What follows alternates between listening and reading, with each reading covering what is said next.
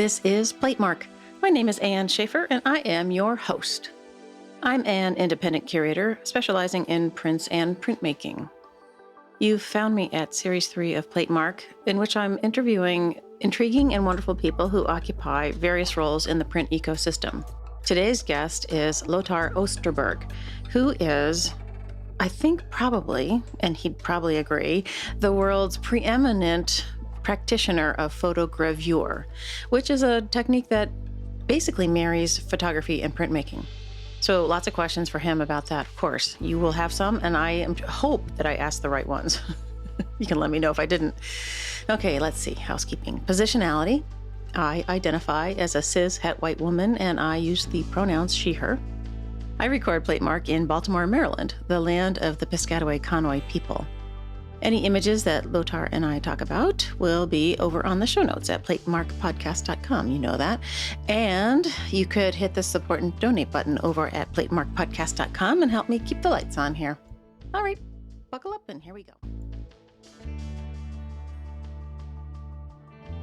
Lothar, it's wonderful to see you. Thank you for coming on Platemark. Thank you for having me. Well, of course. Usual first step is to have our guests introduce themselves for our listeners. Can you do that? Yes, my name is Lothar Osterburg. I was born in Germany, West Germany, when it was still West Germany, went to art school there. So I'm an artist, I'm a printmaker, sculptor and photographer, but I'm also a collaborative printmaker, plate maker, and photogravure, and working with quite a few artists, have been working with quite a few artists throughout my career, and I'm running my own printmaking workshop up in the Hudson Valley in New York. Nice.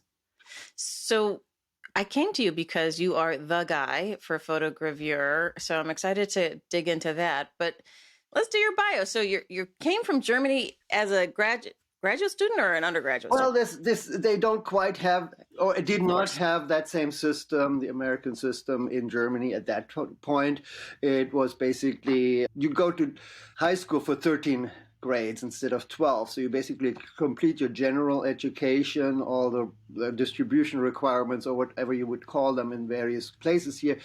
You do that in high school, and then go to university or art school or something and already specialize quite with a very specific directions when you even apply to the school.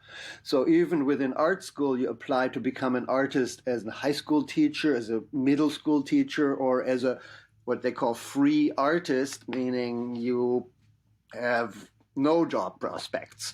So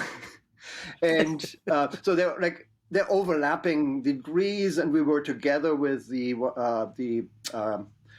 candidates for the high school teacher positions, which I actually started in that program, but I was very unhappy having to have a second subject, and I tried various things out, and I just was so impatient with having to do something else and get distracted, and I fell really in love with the studio practice, being in the studio and working as much as I could. So I switched over to what's called free art in Germany. But how are you supposed to know when you're in high school, even if you're 18 or 19 years old, which track? I mean, that has always confused me, honestly, about the European system. Back then, that was really, yes, you had to decide that at that age, and that was kind of the norm. And people do change, but not.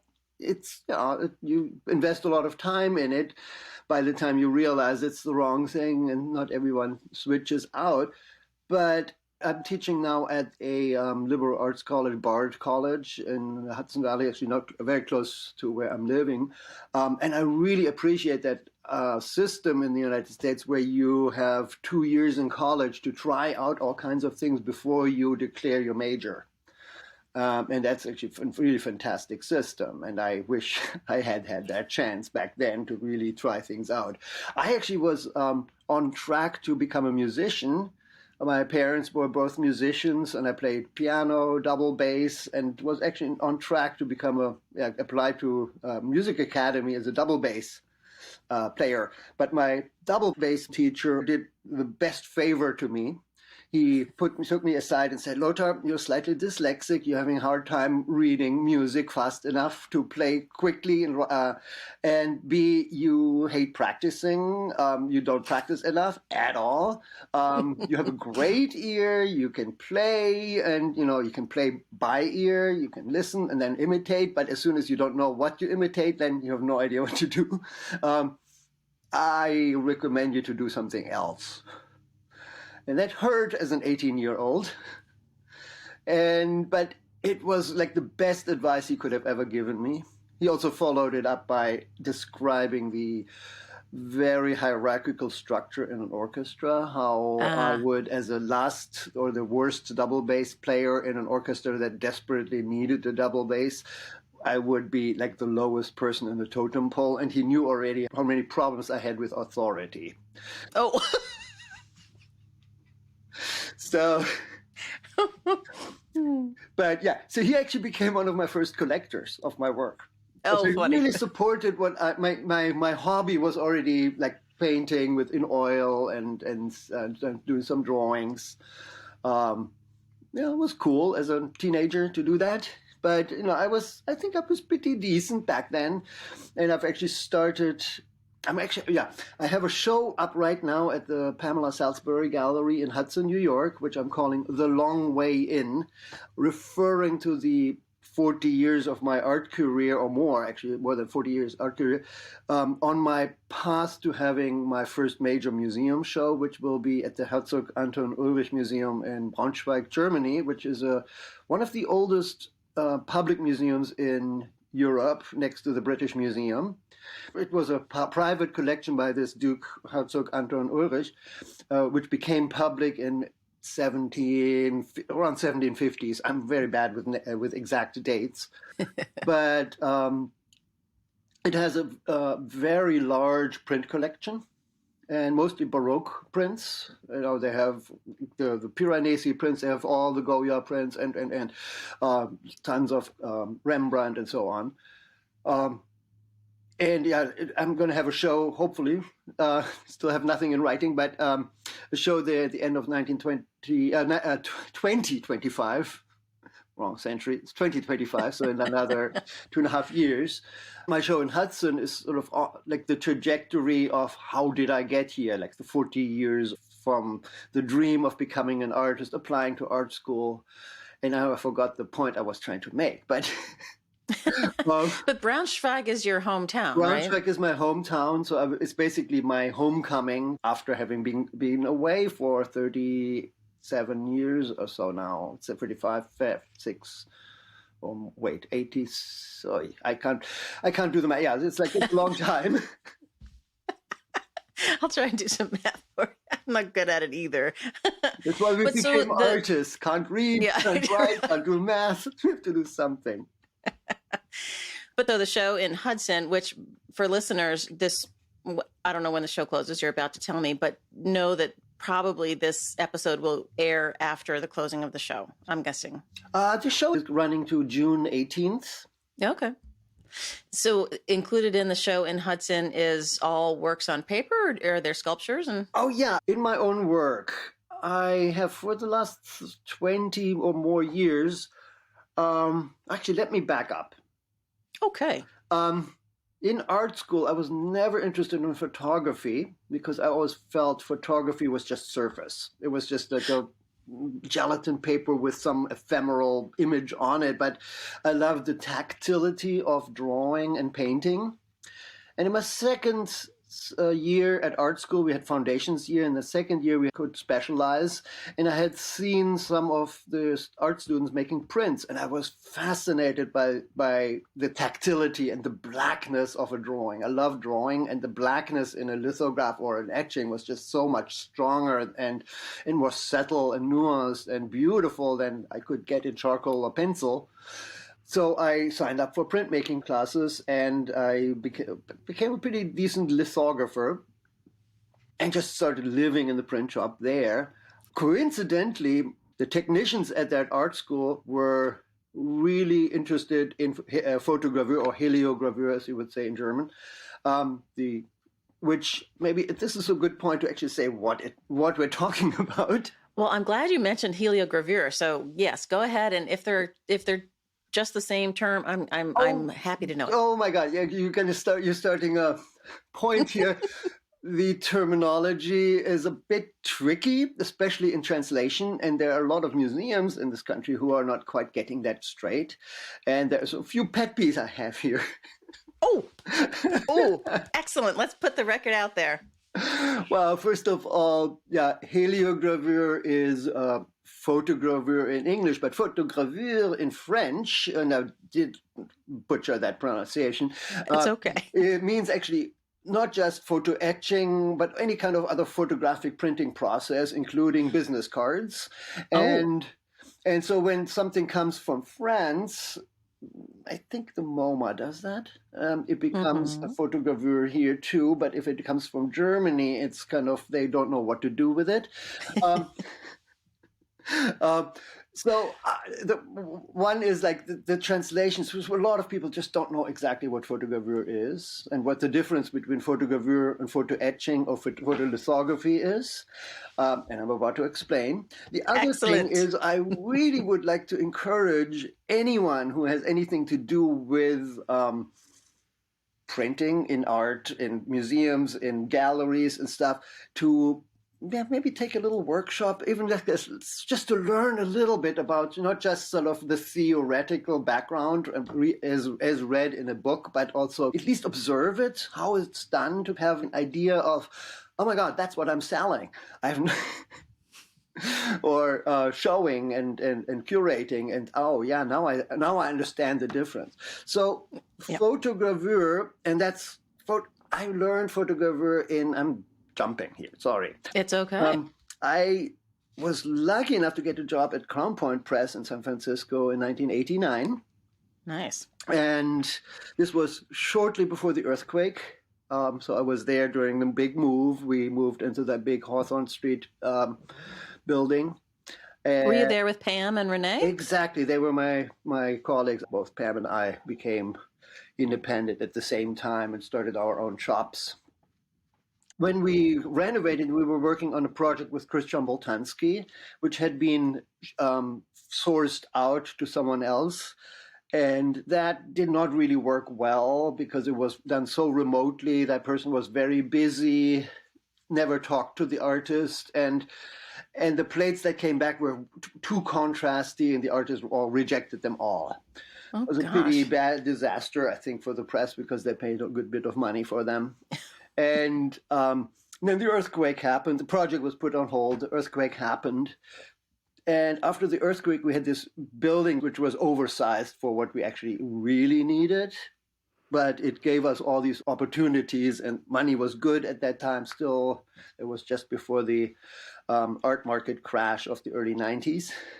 So kind of bad timing in that sense. But they decided to put in a dark room, and each of us printers had to be in charge of one area, and they asked around, it's like, has anyone ever worked in a dark room? And I had dabbled a little bit in black and white photography, mostly as a quick sketchbook for me, not to become a photographer. So I really was a very lousy printer, photographic printer, darkroom printer. So, but I was put in charge of putting that place together. So I did a lot of research, and the idea was to do these Christian Boltanski plates in-house.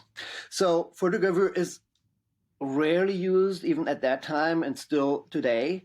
It's a 19th century photographic process that is completely continuous tone that makes it very different from photo etching or photolithography, which uses a half tone that breaks up the image into larger or smaller dots that are evenly spaced but covered with the same amount of ink throughout the entire area of the plate. So it's just a proportional coverage of the paper by ink that makes the image appear darker or lighter. And yes, there are absolute fantastic halftone prints around where the dot is so minutely small that you cannot see it with your bare eye, and you just have to get out the magnifying glass to see it. But in photogravure, you etch a aqua tinted plate into varying depths. So it's basically like a stepped aqua tint, except you don't have real steps. You have a gradual shift of depth in the etching plate with an aqua tint that may be etched for 40 minutes in the shadows and 10 minutes in the lighter grays or mid grays and seconds in the highlights. So you get this incredible dynamic range in the plate between black and white, and you get incredible softness with it as well. So when I first saw photogravure, and actually I first did even the worst first experiment in it, I started falling in love with it. I'm not sure how much I said earlier in my art school, they dabbled in photogravure, and I was not interested in it because also I was not interested in just taking a camera and photographing something existing and then making a print out of it and say, that's my art. It's like, oh, I just saw it somewhere. I didn't know yet what one could eventually do with a camera. And that actually, you mentioned earlier, what am I showing at my show in Hudson?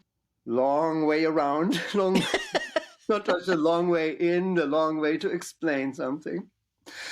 I have started, 25 or more years ago to build my own sets to photograph. So it started out with simple copper wire that was lying in big piles in a squatted loft in San Francisco I was living in. And I started using the wire to make three-dimensional drawings. So I was interested in the line, but also the line as a projection and the line as, describing something, not just on a 2D piece of paper, but also in space so that you can turn around. And I'd done that basically to paint from them, to use as model to superimpose on paintings, holding in front of me, and then kind of my own projection where my eye was the projector. And then a friend, a colleague of mine at Crown Point Press had a 4x5 camera that he desperately wanted to sell because he needed money. And it was a, lowish end 4x5 camera with one lens but a lot of holders, and it was cheap enough that I said, I'll do it. I'm interested. I'm going to try this. So I started photographing these wire drawings with this camera, and first of all I noticed that lens is a landscape lens, not like for close-ups for the models.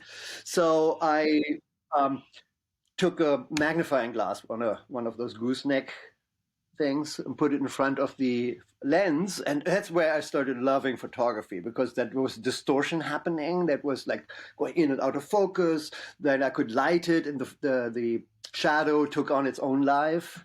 So I started photographing those little wire drawings and started practicing. While we were learning photogravure for Christian Boltanski, I was practicing on tiny small plates how to get better so I really got interested in photogravure at that time. This was like late 89, early 1990. And this is, by the way, listeners, long before easily accessible CAD drawings in the computer to aid you in any way. Like, this is all pre-computer. Yes. There was one book on photogravure, and I've actually forgot the name. I may have to give that to you a little later. That was decent, but it was overly complicated, and we tried to imitate it, and it used things like silver plating the copper to make it perfectly clear to then adhere. And I haven't gotten into how photogravure is done yet, but it just made it so overly complicated that we just got lost. But ultimately what happened is Catherine Brown from Crown Point Press, she invited John Goodman, who is a great photogravure, printer, and plate maker, to come out for a week to give us a private workshop and help us get started in our own shop with these Christian Boltanski plates. And while he was there, we got 2 plates done out of 24. Oh. It was a 3-month. I worked on that with Daria Shivalak in the darkroom for 3 months, making plates. Christian Boltanski plates, they are these ephemeral, soft focus portraits that don't hide anything. So any little piece of dust, speck of dust, any squeegee mark, drying mark will show and will make the plate unusable.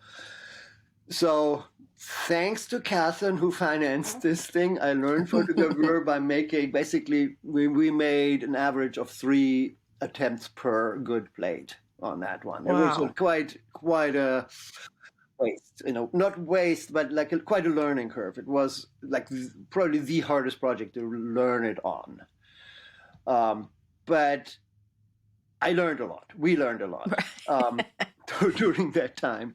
Trial by fire. Yeah. Then coincidentally, I was put on more subsequent projects that used photogravure at Crown Point Press, which was John Baldessari, Marcus Ratz, who kind of came in, and he works a lot with these, even in drawing, with projection from your eye onto the wall. And it was kind of uncanny because I was doing that already with my own drawings, but in a very different way than him. But there was kind of a weird overlap.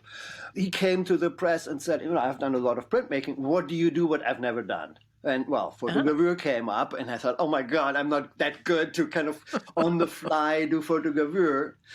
With both Christian Boltanski and John Baldessari, we were able to make the plates before the artist even arrived. So I had that comfort to say, I can redo this plate. But here I was suddenly being watched and had to perform live. And what Marcus Ranston actually did was really interesting. He said, I'm not interested in the camera. I'm not interested in the darkroom. Let's expose the gelatin resist, and I'm going to get into the technical process right after this. So directly in the sun. Oh. So he used shadows. He used a shaving mirror onto which he had drawn a face to reflect sunlight back onto the gelatin to expose that, to create these kind of weird, you don't quite know what it is, but it's just the shadow projection of what he placed in front of it. Under the skylight in our studio. That opened up sort of like this, oh my, this is like a world opens up here. So this is wonderful. So how... Okay, here we go. Maybe some of the viewers have heard of soap ground, also called white ground or cloud ground, some people call it. But I've never heard that one. I've heard it a few times, and I thought, that's an interesting name.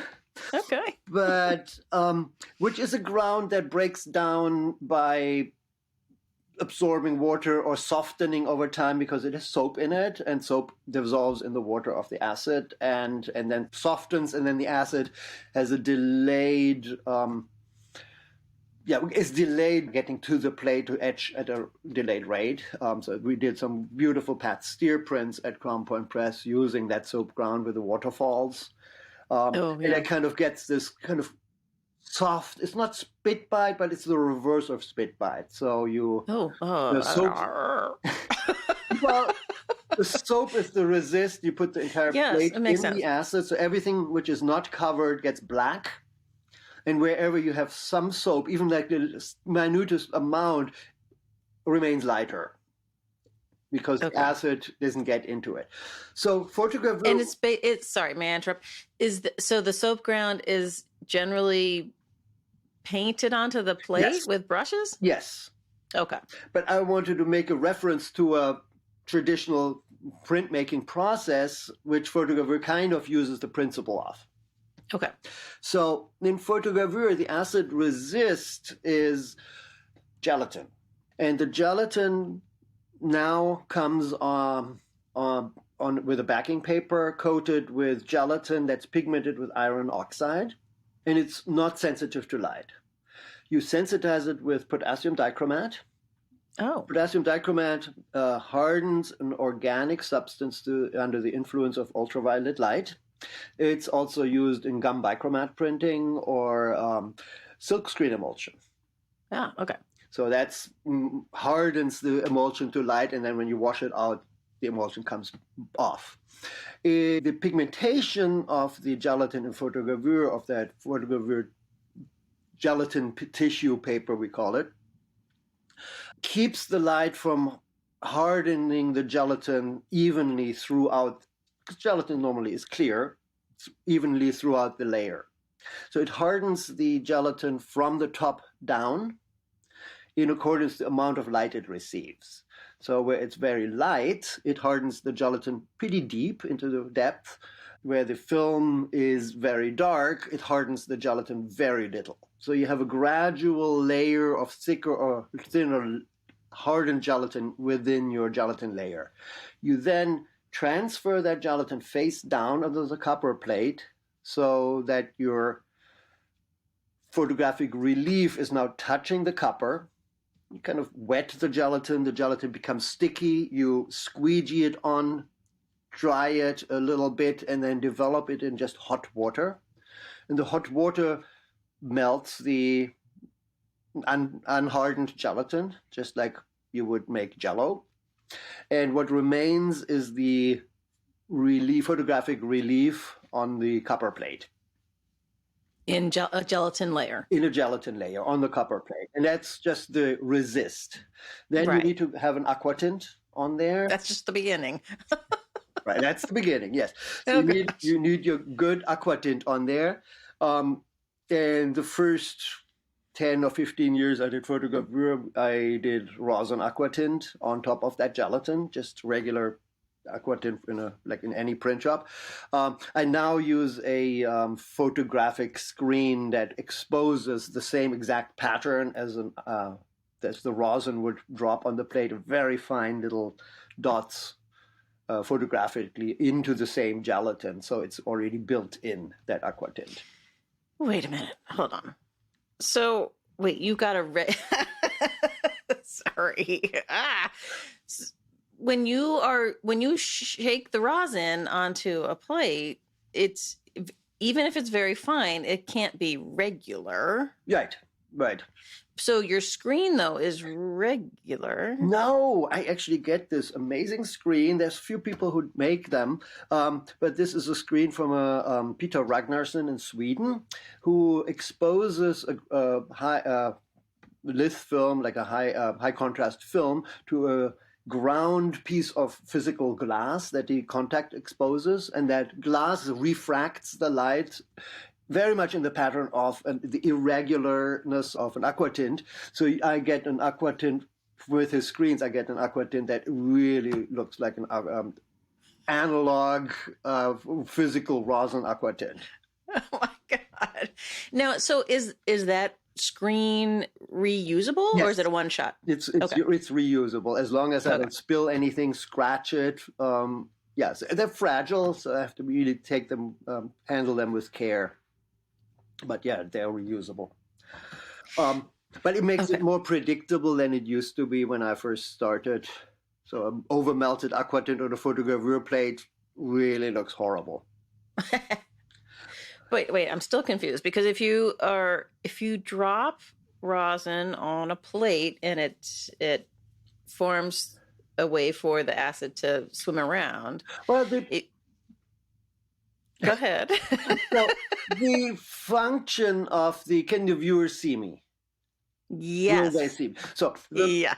The function of the aqua tint is to, like, you drop the rosin on, you melt it on, you have sort of 10,000 islands of protected plate areas. So the acid will etch around those islands and leave those islands intact.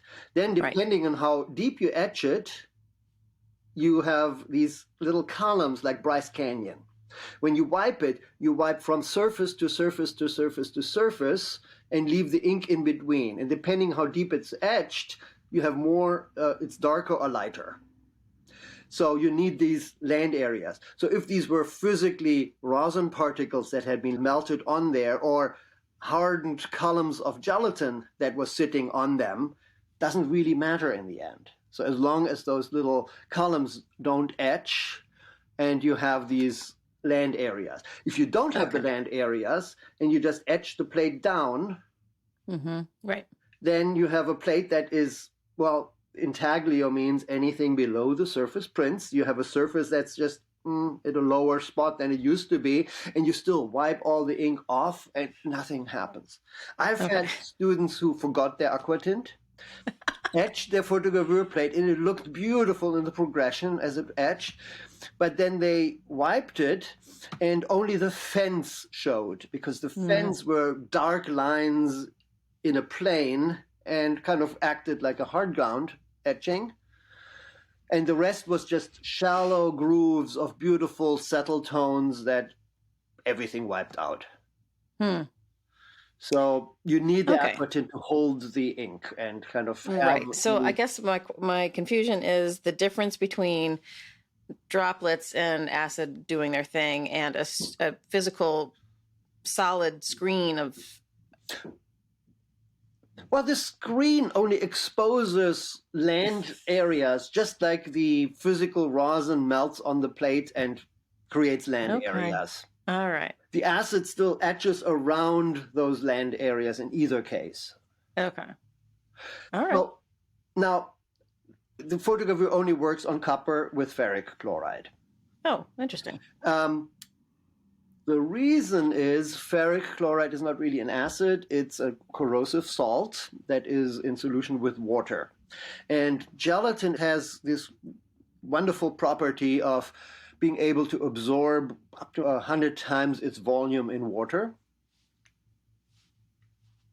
Did not know that. Well, if you have ever made Jell-O, you of course. put this little package of gelatin into a jar of water, mix it up, let it sit for an hour, and then you have a glass of fish roe with no water in it, because it's all this kind of these pellets. All the water has been absorbed in this tiny little amount of gelatin. The gelatin is also, it's an organic substance, so the ferric chloride has no chemical reaction with the gelatin. And it's therefore also considered a relatively safe etchant in your studio because, A, you don't need a heavy ventilation.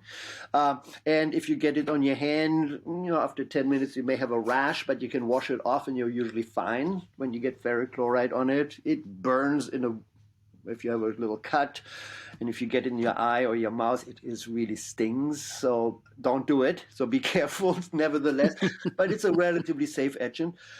When you put a photogravure plate in ferric chloride, what will happen? The gelatin is now, of course, dried after all the washing out and stuff. So the dried gelatin has shrunk to 1/100th of its volume. So basically the molecular structure in the gelatin is so tight that the ferric chloride molecule can't get through. So it protects the copper underneath. As soon as the ferric chloride in a little pinhole or the edges gets to the copper, it is an immediate chemical reaction, pretty much regardless of how much water is in the solution. We are working with very dense solution where there's very little free water in it, so like almost saturated ferric chloride. And there's very little water to soften the gelatin. As it softens, it absorbs water and the molecular structure opens up. And once it's opened up enough that the ferric chloride can find its way through, it can start biting into the copper. The thicker the gelatin is, the longer this process takes, the more water it needs to absorb to soften up enough. And that's what we're taking advantage of. And to control this process, I have 6 different baths with increasing amounts of water, which I'm moving with the plate through in the process. So I have to watch for signs of slowing down, of timing. When do I need my next value to make it look good in the whole trajectory from light to dark? And that's really where it becomes complicated to judge it, to move on just in the right times. Because you're using these variations in the level of water content in this solution, yes, like you would in a stepped acid bath. Like it's a reverse sort of. The trajectory of the aquatint is reverse. You start from the blacks and going into the lights. There you would have actually take it out, wash it off, dry it, block out the next area, put it back in. And the water amount in the acid will remain the same throughout the etch. But yeah, it's kind of the reverse of that aquatint. And And if anyone knows aquatint, it's not an equal steps between values. It's an exponential timing. So you basically double your time each time you want to have one level darker. So from 30 seconds to a minute to 2 minutes to 4 minutes to 8 minutes and so on. If you just do it even steps, the values become closer and closer. Think of it value-wise. If you have a 30-minute etch and you add 1 more minute, the 1 more minute between 1 and 2 minutes doubles the time. Between 30 and 31 minutes, it's really no visible difference anymore. Right. You can look at it against the light and still not see anything. Once the image and the gelatin is on the plate, you're not adding or doing any, like you don't burnish or anything, like it's set.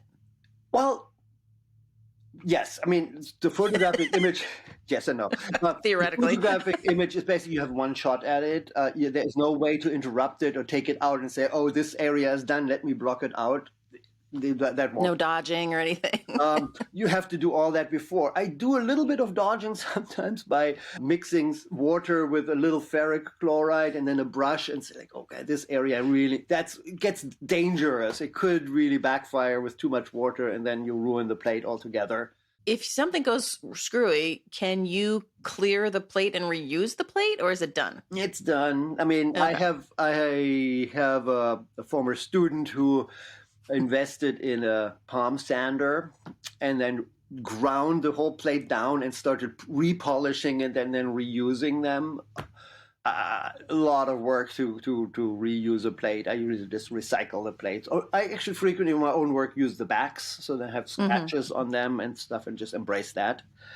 But there is a lot of work that you can do afterwards because you can use a la Popé printing with not for color in this case, but with different inks with varying amount of transparent base in them to make the areas darker or lighter, to bring things out that were just etched too long.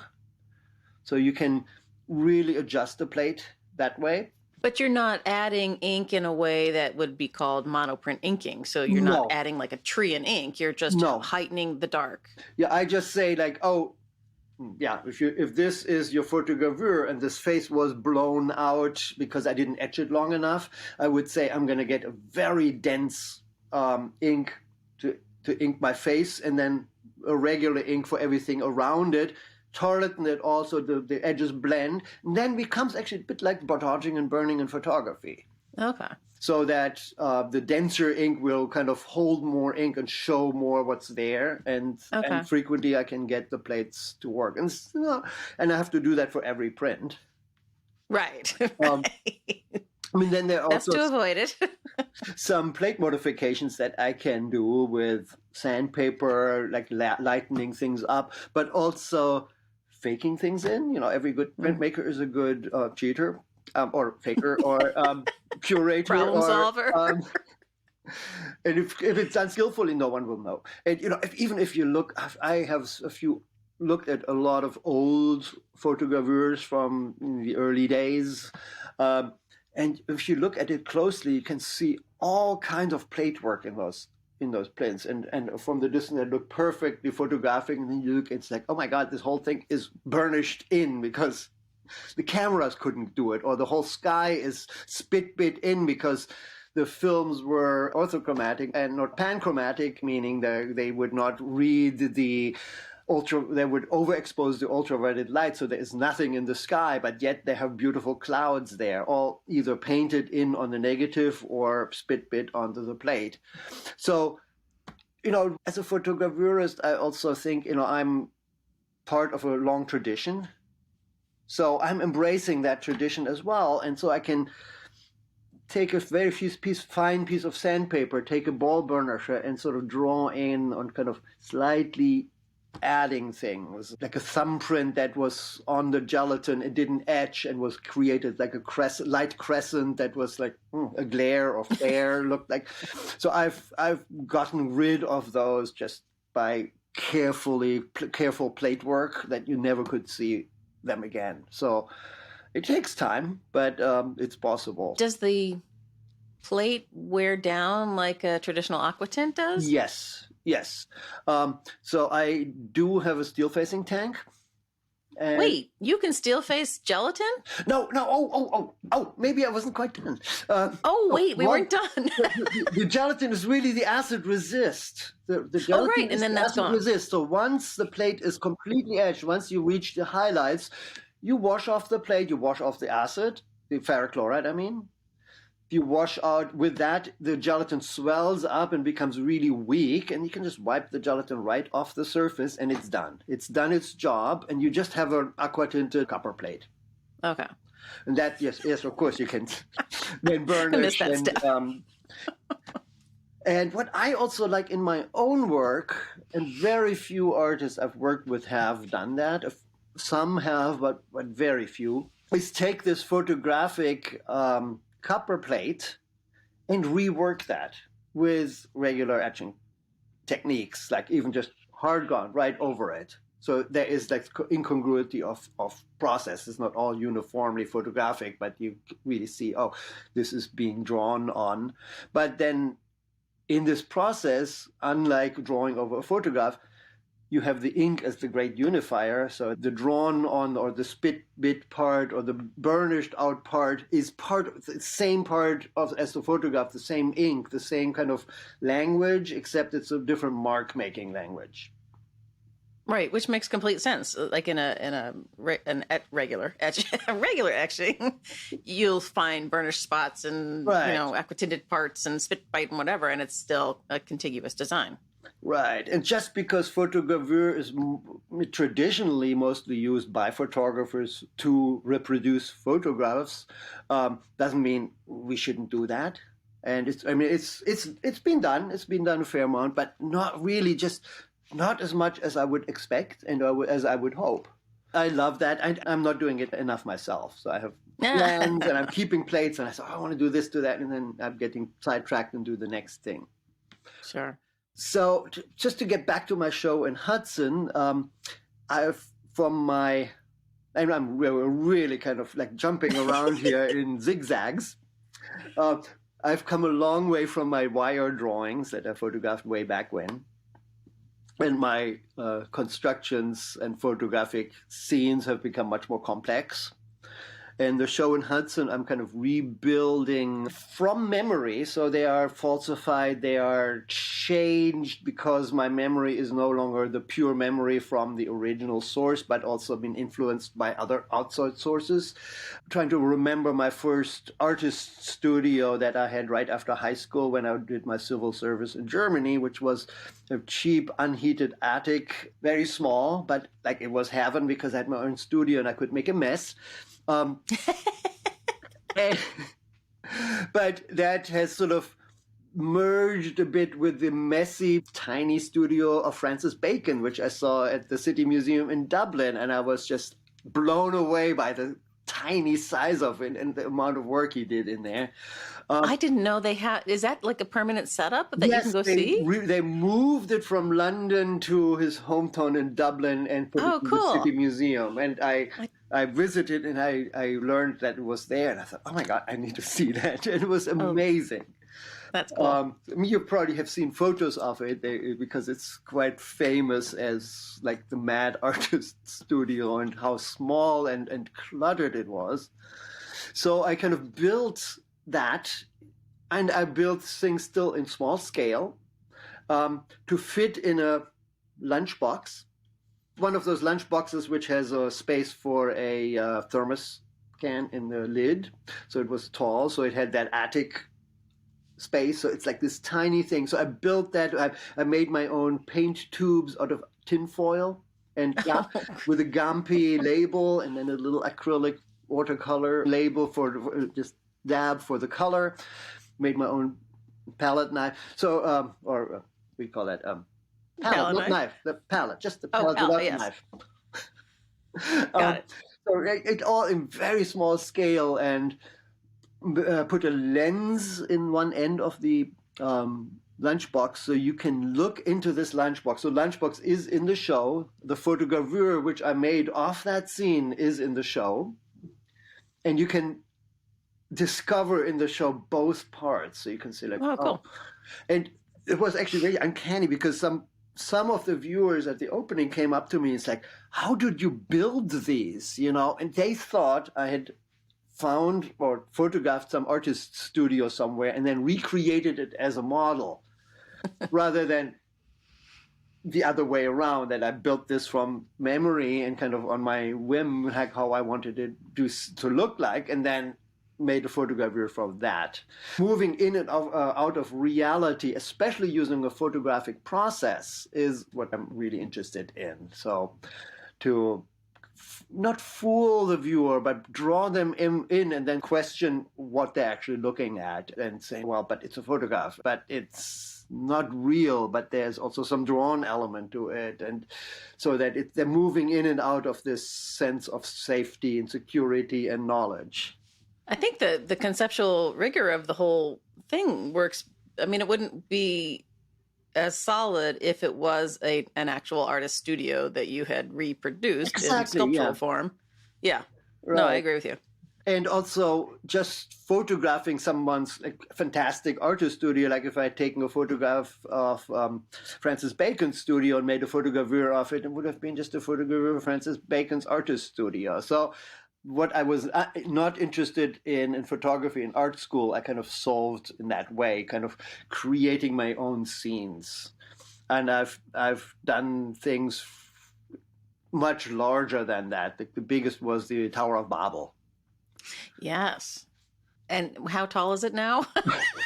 Well, it's modular, so depending on the space, normally I can get it into a 9-foot high space, and usually I want that tower to reach the heaven, which in that case is the ceiling. The biggest challenge was a 28-foot ceiling at the Esther Masry Gallery in Albany, New York. They had this big, tall space with a big window to the street. And I just built this tubular, modern, kind of space-agey superstructure on top of it. Ah. Because I'm also thinking, it's the Tower of Babel. It takes a few hundred years to build if it doesn't fall in between. And of course, building styles change. And that is another interest in me. I'm born in Europe, I came to the United States, and I see here we have the attitude of tearing down, rebuilding. And in Europe, it's basically how can we repurpose this building to maintain the feeling of the city, even if you completely gut it, leave just the facade, and then put something super modern in it that sticks out on the top.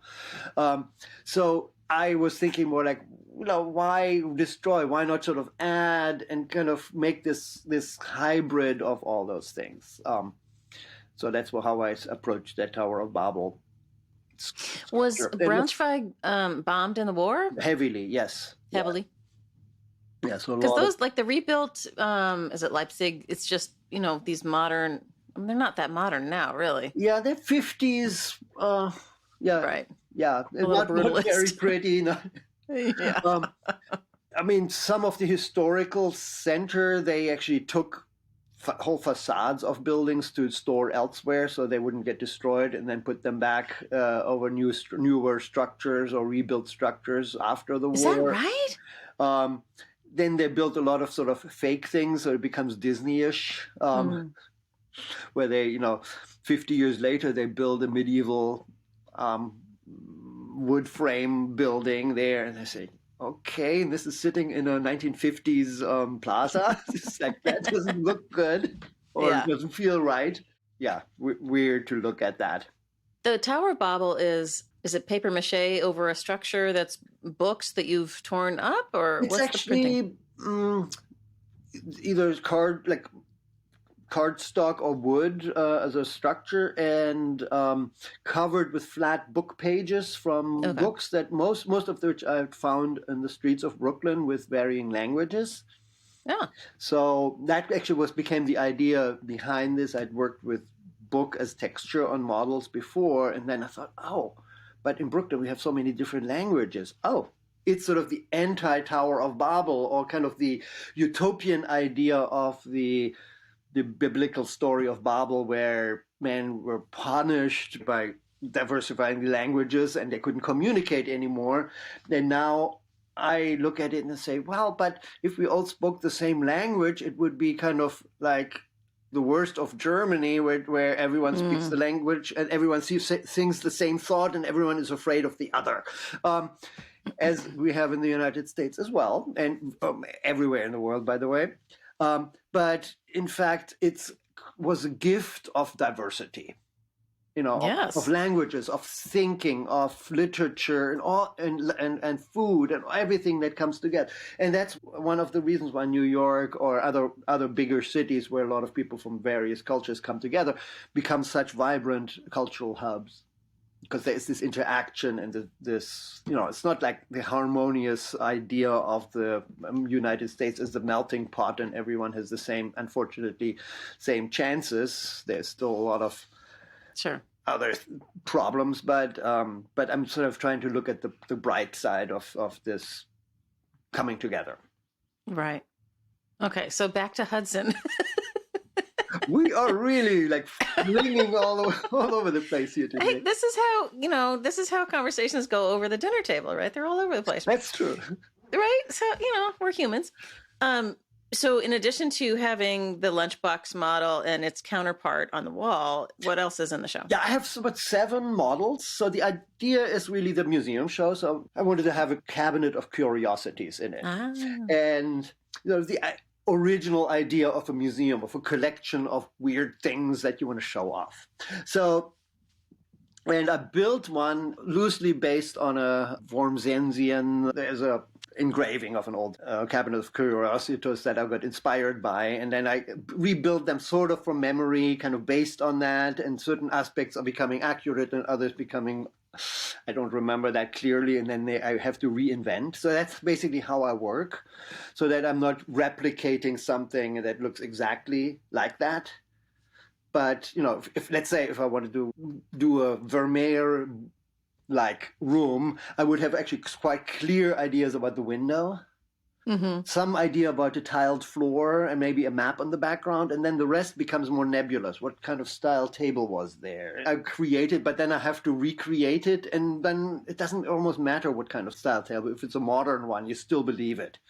So I'm creating a story that is kind of believable within itself. So, and then I had the problem, what am I actually filling the cabinet of pure? I built the room. What am I going to put in there? So then just before that, a friend of my wife's mother had to go to a nursing home, and they were clearing her house. And she had been a seamstress and had a lot of fabric. And they asked, "Are you interested in some fabric?" And I said, "Well, I know I teach this book art class at Bard, but I'm also making these, I'm got interested in making my own book cloth." And they said there was a lot of sort of silk in there. I said, "Oh, perfect," And then they just gave us like a carload of random fabric things. A lot of it we couldn't use, but a lot of it I could. So I had to sort it out. But there was like this whole bag of buttons. Weird buttons. She was like a great seamstress. She made really fashionable things and had these weird things. So I thought, oh my God, I'm going to fill this museum, this cabinet of curiosities with buttons. I love Which, of buttons. course, then creates like the buttons are plate size or like shield size in there. And it plays beautifully with scale, with what you're looking at and what's reality. Reality in different levels and scale. You see it's buttons, but then the room is way too small for it to. But then it's a room. You feel like, what scale are you? So that's one thing. And again, I have the model in there and a print. And then, also thought like, I brought in the dark chamber of St. Jerome. Oh. I rebuilt that with that because that darkness and that spiral thing. Sure. St. Jerome is gone. His book is still there. The window, the lights and stuff. So I have that. This is the Rembrandt print we're talking about, right? Right. Just for listeners. And so, yeah, that's sort of my reference to the museum, like the goal. I want to get in there. Sort of I dream as a young art student, I want to become a great artist. So how do you get into a museum in a way? And then I have one of the centerpieces is what I call the portfolio review. I made hundreds of tiny little portfolios. So I have a laser cutter to help to do the ones with a handle. And then I just use some manila folders to fold up and punch some holes in it and tie with little ribbons, fill them with some styrofoam to make them look bulky. So it's all kind of make-believe, but I have these shelves filled with portfolios and then some very tiny little drawings scattered on the floor for the review part. So as the idea of my acceptance portfolio to art school. And I have names of some of my cohorts on some of the portfolios as a little nod to that history. And that actually, it's a bigger piece, so I have that with a bigger viewing, kind of a rounded crescent, or concave, convex, coming out, glass inserted in a wall, so about 12-inch lens, where I actually closed off two small side rooms with drywall, so they're kind of part of the structure. You kind of look into another world, and the open call is just stereotypic. But I try to recreate one of the big gallery spaces in the Herzog Anton Ulrich Museum in Braunschweig as a holding space for an open call jury of thousands of gold leaf frames stacked up against all the walls from all sides, so you can barely walk through there, with obviously not enough room on the wall for all of them. So you can sort of just imagine how many will have to be rejected, and sort of the odds against you as an artist to make it. When I applied to art school, the first thing they told us, like, yeah, about 2% of you will make it. Which actually lit up some fire under me and said, like, okay, I'm going to be one of them. I have to make this.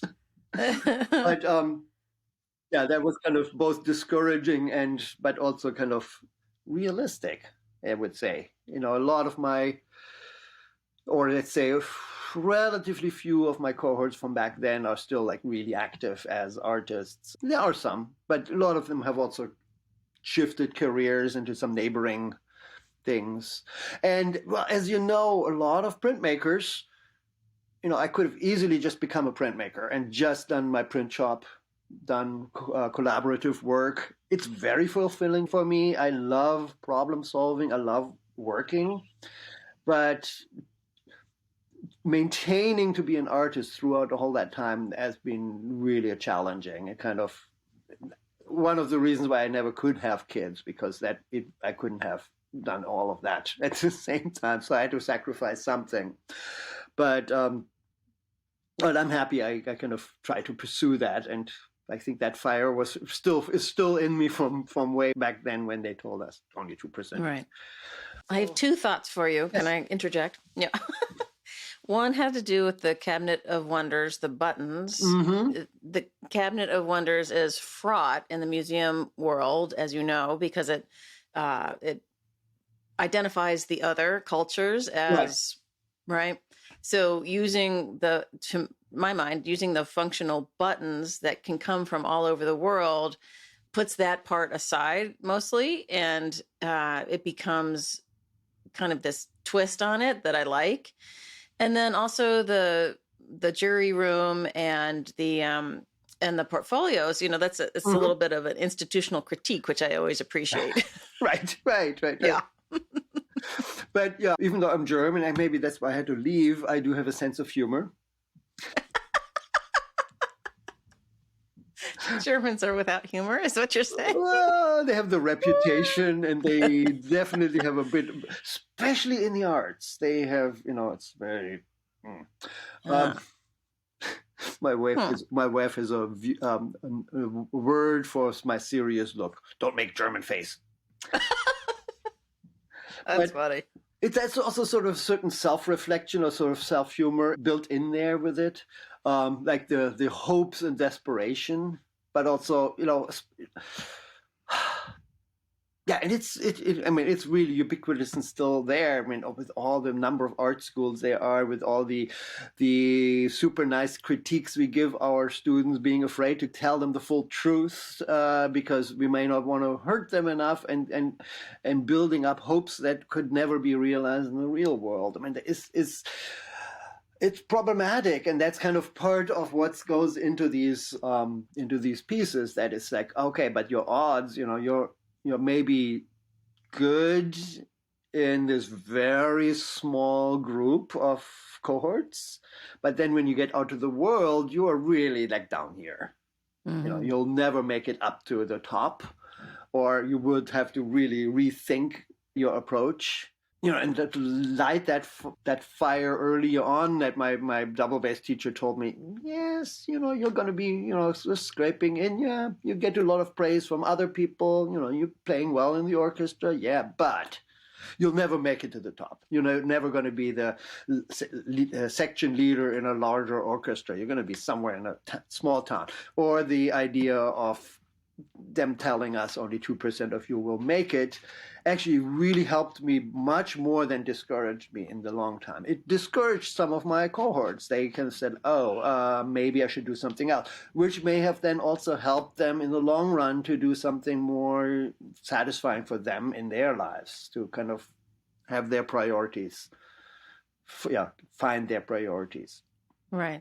So I find now I'm extending the institutional critique into our niceness in critiques in art schools, and educating so many young aspiring artists in a world that can we sustain this many? Definitely not. Do they know the odds against them? I doubt it. There's so much hope, and we're just deferring the disappointment. I had I was down at the art school in Baltimore, the Maryland Institute College of Art, where one of your proteges is a senior, Leo. Oh, Leo. Yes, and he pulled me aside to show me what he's working on for his thesis show, which is next week, I think. He's still printing things. I'm like, oh, God. Right.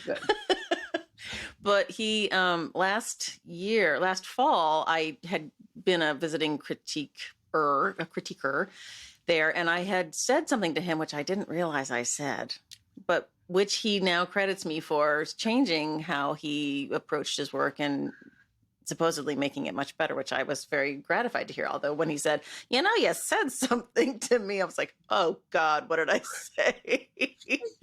But it was really that I wanted to see the personal in his work. Right.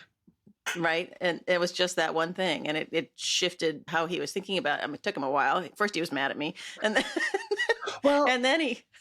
But I remember so many critiques from art school where I was like so mad at my teachers because they really said something I either didn't want to hear, or where it was like I felt offensive. And, and this is, of course, we're getting into territory we shouldn't talk about now. But in the long run, I felt like, okay, now how can I counter that? How can I deflate that critique on that person? How can I show them that what I want is actually the right way and not what they want me to do? And so I'm going to double up or but it sort of, again, gave me that energy. But I think I see that in Leo. He has that, he listens and then reacts, and rather than feels like he is always in the right or something. So, but he has an amazing energy. He took one workshop in Truro at the Castle Hill. Their facilities were kind of like doable for photogravure, but like we had to improvise a lot. But from that, he went back to Mica and set it up and really making some photogravures. And I'm really amazed by his perseverance there and his energy. And and he extends that to pretty much everything he approaches, it seems like it. So I think so. Yeah, I really appreciate students with that kind of an energy. Yeah. The other thing that occurred to me, I'm back in Hudson now, that there's an affinity with, this is going to sound weird, but the peep show. This idea of, well, not in a bad way though, like those sort of 19th century, the camera obscura and the cyclo, whatever that thing was. Right. Like there's this sort of link there back in time, which I like because your idea about memory, like it's all the circle is very complete. Well done. Oh, so photogravure also is a very nostalgic process by itself because it is, this 19th century look. Um, it's like this pictorialist ideal. So Yeah. a lot of photogravures I see throughout it's even if it was done just last year, it still has a lot of that look of the 19th century. So I always question, why would we need to do that now in the 21st century? So that's been always my thinking of what can I do? How can I bring this into meaningful, using this imminently nostalgic process with its imminently nostalgic look in this way in the 21st century. And yeah, and it's sort of, it's not that I came up with the solution because of that, but it sort of all became one symbiosis. Like the solution came naturally as a symbiosis to come where I'm now. But yeah, I'm happy that it worked for me. But yeah, I encourage other artists to kind of think of it the same way, to think like, okay, what can I do with it in the 21st century? Right. Yeah, and I'm also thinking that it's an amazing process. It's been so, chipped away on the edges because digital printing has become so good. Photopolymer plates, photogravure, which uses a plastic plate, has gotten so much better than it was just even 10 years ago, that huge chunks of the very narrow market of photogravure is disappearing. So photogravure is really kind of a very endangered species. There's only really a few dozen practitioners in the world who are good. There are even fewer that are excellent, and there are more who are okay. But it's really questioning the possibility of this process to stay alive for longer. And I feel, I've taught this process a lot. I have taught at least 150 workshops over the last 30 years. Wow. Yeah, I was like, oh my God, that's a lot. Actually, I'm going to teach one tomorrow. Oh, wow. I have 12 students in my studio here who are coming in. I'm looking forward. I'm not looking forward. I'm not sure. Can you get it done in one day? Does it take more than a day? They came last Saturday and they're coming back this Saturday. Okay. So, and I prepared things for them to actually make it doable in 2 days. But yeah, I feel like I want to be an advocate for actually the process to survive, because I also see it in art schools more and more. It's like, oh, it's easier done on computer, but students become more and more reliant on the proprietary programs of Adobe and Epson, and have no more connection to the root of how to do something really simple. I have some colleagues who just recently created their own vine charcoal with grape vines from campus. We have so much like wild, they just growing up into the trees and are invasive almost. But so they are going back in their roots. It's like, oh, you know what? It's actually relatively simple. But the disconnect of, okay, I'm going to go to the store and buy this. I can just press a button and it prints. So, it did not print. It's like, okay. In photogravure, you really can go back to, it's like, okay, we can make this in our kitchen. Let's start with some paper, gelatin, pigment, make our own gelatin. And I've actually worked in some classes carbon printing into the process. Carbon printing is a related process in alternative photography, where the gelatin is pigmented with black. Oh. And then adhere to a gelatinized paper instead of a metal plate, and that is then the final image. You expose a negative instead of a positive. And it has raised gelatin, a gelatin relief on that paper to make it look lighter and darker, and therefore looks even better than a photogravure, but it's a one-off, and you can't manipulate it afterwards, really. But it's still a beautiful process. And I learned that process about 10 years ago from this guy, Sandy King, in North Carolina. I think it was North Carolina, one of the Carolinas. uh, when after Autotype, the last commercial manufacturer of this gelatin pigment paper didn't go out of business, but they discontinued that gelatin pigment paper because there was very little use or commercial use anymore, and the maker of the backing paper, Schöller in Germany, discontinued that line of paper, and they didn't want to research another piece of paper for a relatively narrow dying market. But then what happened I always talk about his history, even if in art history, more like anecdotally. Like if I had been Piranesi, I would have done that kind of way of thinking. That's how I also approach my art and my work.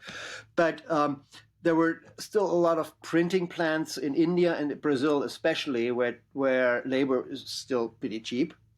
And the cost of building a new modern printing plant so high that they said, why change? And they still needed the gelatin pigment paper. So I don't know who, but some company came up with making their own new version of this gelatin pigment paper. And Cape Fear Press in Cape Fear, is that North Carolina? Or one of the Carolinas. Yeah. I used to be good in geography, but the Carolinas become one.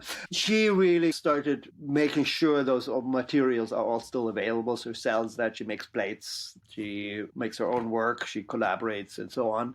But the main thing for me is that she continues to supply fine sources and supply material for photogravure. So she's doing an amazing job keeping this alive. Yeah, so it's still possible to do, but I learned that process when Autotype discontinued it before this gelatin pigment paper came on the market.